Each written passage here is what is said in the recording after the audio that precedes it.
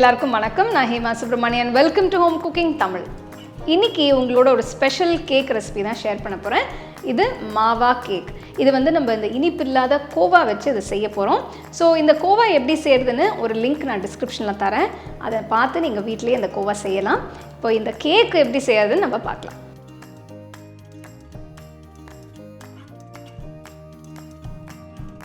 மாவா cake பண்ணுறதுக்கு முதல்ல நான் ட்ரை இன்க்ரீடியன்ட்ஸ் எல்லாத்தையும் மிக்ஸ் பண்ண போகிறேன்.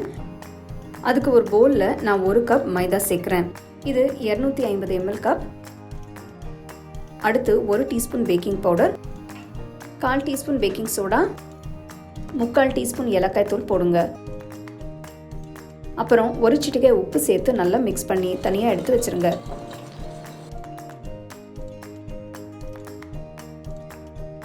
இன்னொரு பவுலில் வெட் இன்க்ரீடியன்ட் சேர்த்து மிக்ஸ் பண்ணிக்கலாம். ஃபர்ஸ்ட்டு 1/2 கப் சர்க்கரை போடுங்க. உங்களுக்கு வேணும்னா நீங்கள் நார்மல் சர்க்கரைக்கு பதிலாக பவுடர் சர்க்கரை கூட சேர்த்துக்கலாம். அடுத்து 75 கிராம் உப்பு இல்லாத வெண்ணெய் சேர்க்குறேன். இப்போது சர்க்கரையும் வெண்ணெயும் சேர்த்து நல்லா க்ரீமியாக ஆகிற வரைக்கும் பீட் பண்ணுங்க.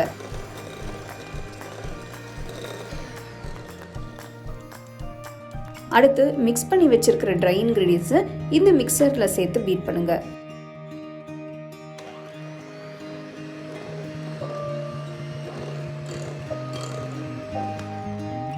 பீட் பண்ணதுக்கு அப்புறம் 1/2 கப் கோவா அதாவது மாவாவை போடுங்க.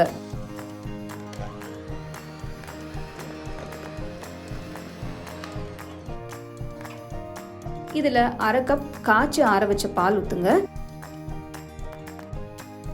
அப்புறம் 1/4 கப் தயிர் சேர்க்குறேன். நீங்க தயிருக்கு பதிலாக யோகர்ட் கூட சேர்த்து பண்ணிக்கலாம். இப்போ எல்லாத்தையும் சேர்த்து நல்லா பீட் பண்ணுங்க.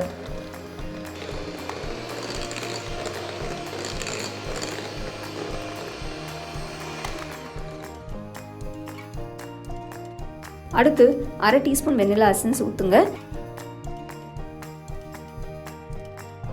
மாவு நல்லா க்ரீமியாக வர வரைக்கும் பீட் பண்ணிகிட்டே இருங்க.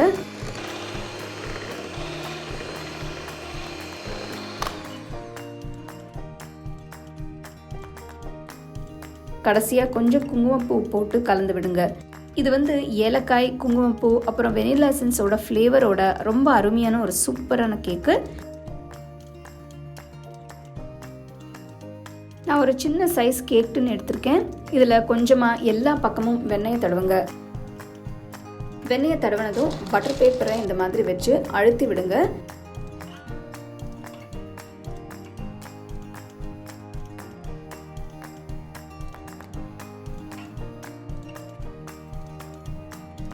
இந்த பிஸ்தா பருப்பு ரொம்பவும் பொடியாக இல்லாமல் மீடியம் சைஸில் நறுக்கின பிஸ்தாவை மாவு மேலே தூவி விடுங்க.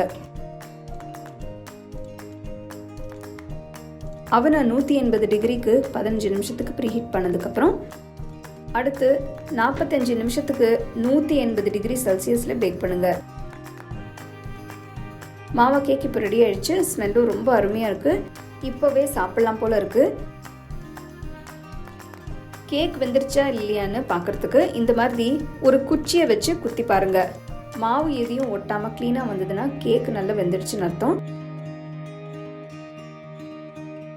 பாருங்க கலர் எவ்வளோ அருமையாக வந்திருக்குன்னு. கேக் பீசஸை கட் பண்ணுறதுக்கு முன்னாடியே நல்லா ஆற விடுங்க.